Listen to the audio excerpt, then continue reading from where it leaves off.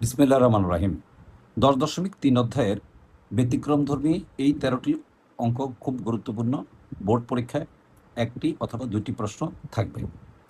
আমি অঙ্কগুলো সহজ পদ্ধতিতে তোমাকে শিখিয়ে দেওয়ার চেষ্টা করতেছি। বারবার ট্রাই করবে, অঙ্কগুলি পারবে।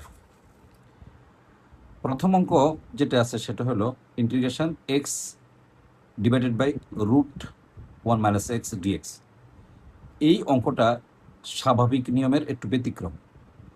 বিশেষ করে আমি লাল কালি দিয়ে এখানে তোমাকে আইডেন্টিফাইড করে দিচ্ছি যে 1 মাইনাস এক্স এই রাশিটাকে তুমি জেড ধরবে। তাহলে এই জেড ধরার পর উভয় পাশে তুমি ডিফারেন্সিয়েশন করবে। ডিফারেন্সিয়েশন করার পর এই যে Z is equal to 1 minus X ধরছো, সেখান থেকে তুমি এক্স এর মান বের করে নেবে। তারপর তুমি এই প্রাপ্ত মানগুলো এই ইন্টিগ্রেশনের মধ্যে তুমি বসিয়ে দিবে। বসিয়ে দেওয়ার পর স্বাভাবিকভাবে এই এরকম একটা ফলাফল আসবে। যখন এরকম ফলাফল আসবে তখন এখানে দুইটা পার্ট করে দিবে। ওয়ানের জন্য একটা পার্ট করে দিবে, একটা ইন্টিগ্রেশন হয়ে গেল। আর এই যে মাইনাস জেড, এই মাইনাসে মাইনাসে প্লাস হয়ে গেল। আর জেড এর জন্য আরেকটা ইন্টিগ্রেশন পার্ট করে দিবে। খুব সহজ নিয়ম। 1/2 রুট জেড এর ইন্টিগ্রেশন হলো 2 root Z plus Z root Z. একে যদি আমরা ইন্টিগ্রেশন করি তাহলে আসবে 3/2 জেড রুট জেড। এরপরে সমাকলন ধ্রুবক সি। এখন আমরা জেডের মানটা যদি বসিয়ে দিই তাহলে আমাদের ফলাফল চলে আসবে। এখন বিষয় হলো, তুমি এই লাইনের মধ্যে যদি ফলাফল দাও তাহলে তুমি ফুল মার্কস পাবে। তবে এখানে যদি কমন নিয়ে আরও 2 লাইন অতিরিক্ত করো তাহলে তুমি নাম্বার পাবে, কোনো সমস্যা নেই।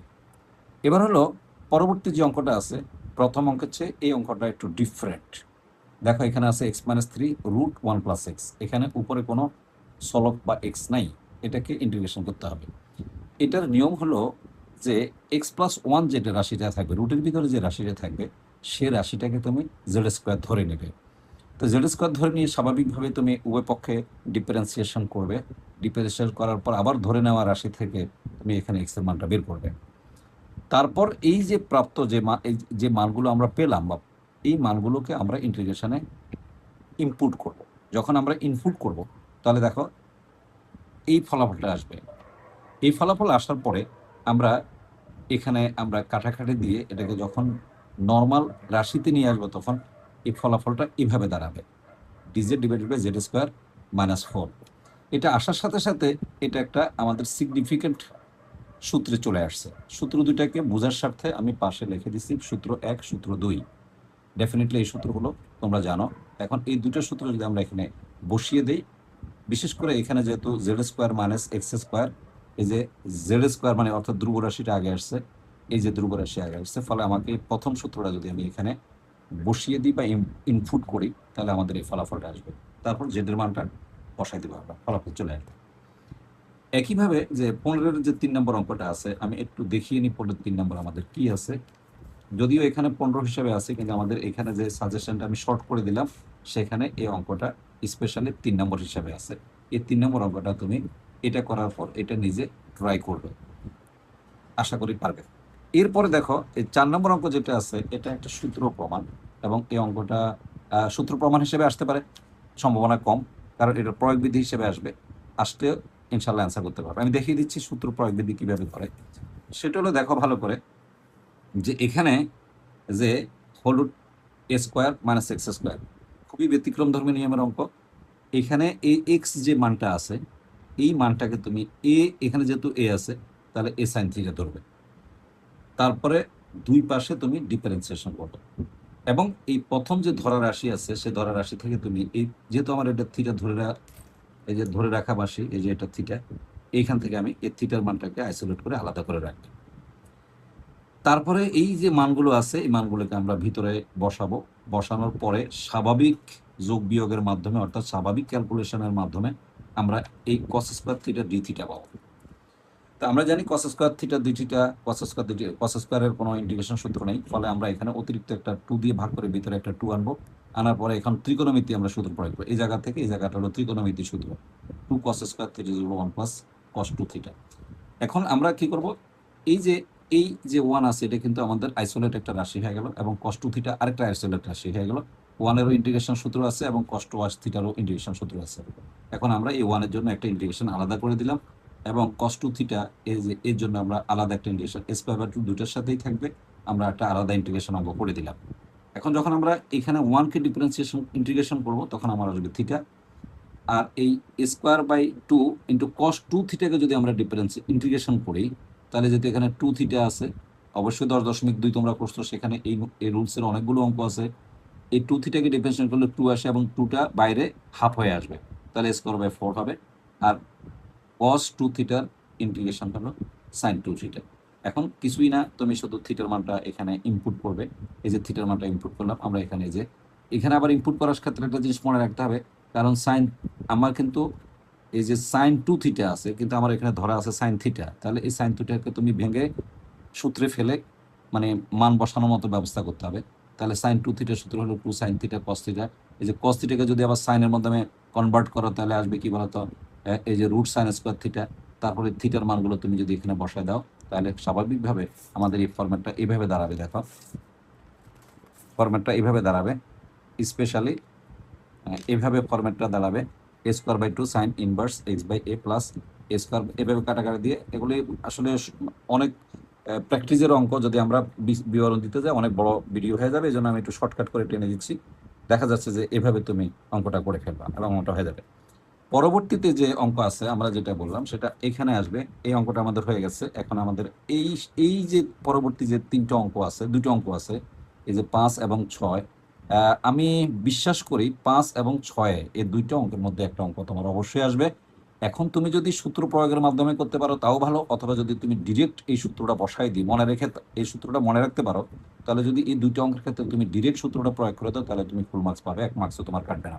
তবে এই দুটো অঙ্ক অবশ্যই করে নেবে, এই দুটো অঙ্ক পরীক্ষা আসার সম্ভাবনা বেশি। এখন দেখো আমি প্রথম অঙ্কটা করে দিচ্ছি। দেখো এখানে স্কোয়ার আছে, যেহেতু আমার এক্স স্কোয়ারকে ফ্রি রাখতে হয় সূত্র অনুযায়ী, তাহলে আমাকে এখানে দেখো আমি এই স্কোয়ারটা কমন নিয়েছি, ভিতরে স্কোয়ারটা কমন নিলে বাইরে হয়ে এ, যেহেতু রুট আছে তাহলে বাইরে এ হয়ে চলে আসবে।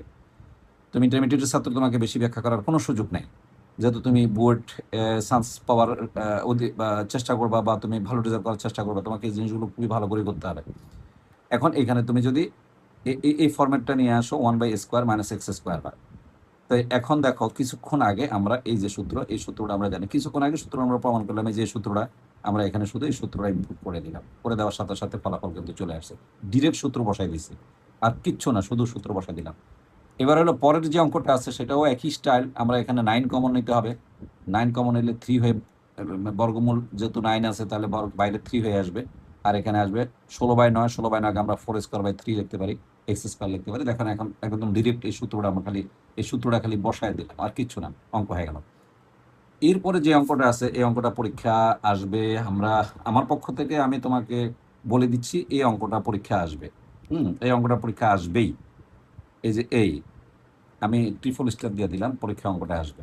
সো আমি অঙ্কটা খুব সুন্দর করে তোমাকে মনে রাখার কৌশল শিখে দিচ্ছি, বারবার বাসায় প্র্যাকটিস করবে এবং প্র্যাকটিস করে তুমি অঙ্কটা আয়ত্তে নিয়ে আসবে, যেন পরীক্ষা আসার সাথে সাথে অঙ্কটা দেখার সাথে সাথে তুমি পরীক্ষা অ্যান্সার করতে পারো।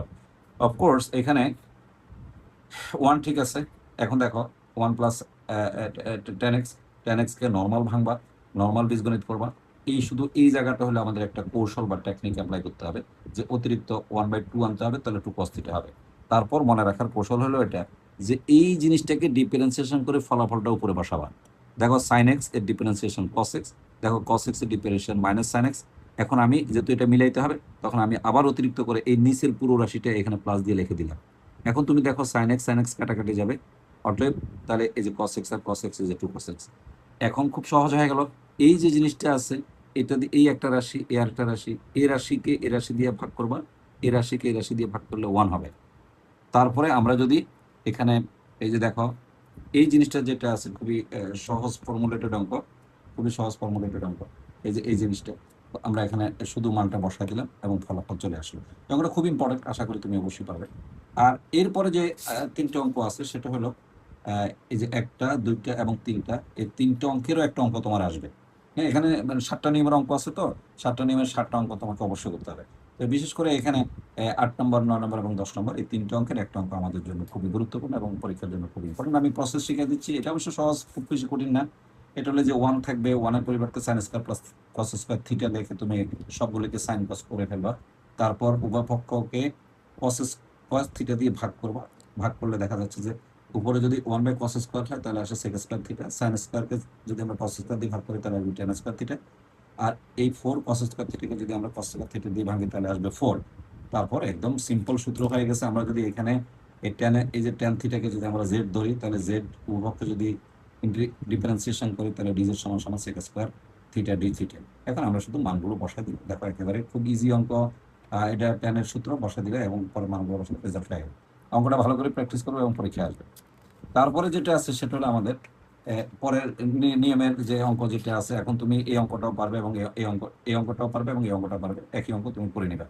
তারপর 11 এবং 12 এবং এই 11-12 করবা। 13 নম্বর খুব বেশি করার দরকার নাই, কারণ অঙ্কটা একটু জটিল প্রক্রিয়া, আসার সম্ভাবনা খুবই কম, রেয়ার দেখা যায় বোর্ডে মাঝে মধ্যে, কিন্তু আমি দিয়ে দিলাম।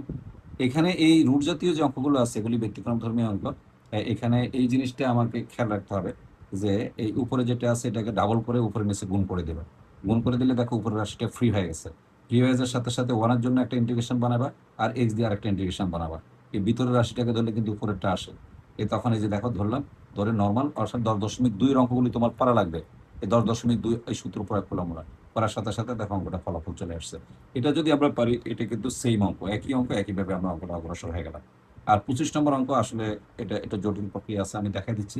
এখানে x⁴ কে তুমি z ধরবা এবং এই z4 যেটা আছে উভয় পক্ষকে ঘাতকে 4-এ উন্নীত করলে z4 = x হয়। তারপর উভয় পক্ষে ডিফারেন্সিয়েশন করবা।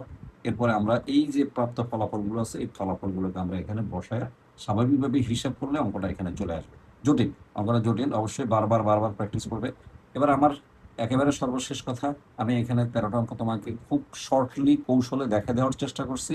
বিস্তারিত এই অঙ্কগুলি করাইতে গেলে অনেক সময়ের প্রয়োজন হয়। যদি তোমার কোনো মানে কোনো সমস্যা হয় তুমি বিশেষ করে ইনবক্সে বলবা। যোগাযোগের যদি সুযোগ থাকে তুমি ব্যবস্থা বা তোমার নাম্বার দিলে আমি তোমার সাথে যোগাযোগ করে কি কি সমস্যা আমি তোমাকে বলে দেওয়ার চেষ্টা করবো। বাসায় ভালো করে করবা, প্র্যাকটিস করবা, ইনশাল্লাহ কমন পাবে। ধন্যবাদ।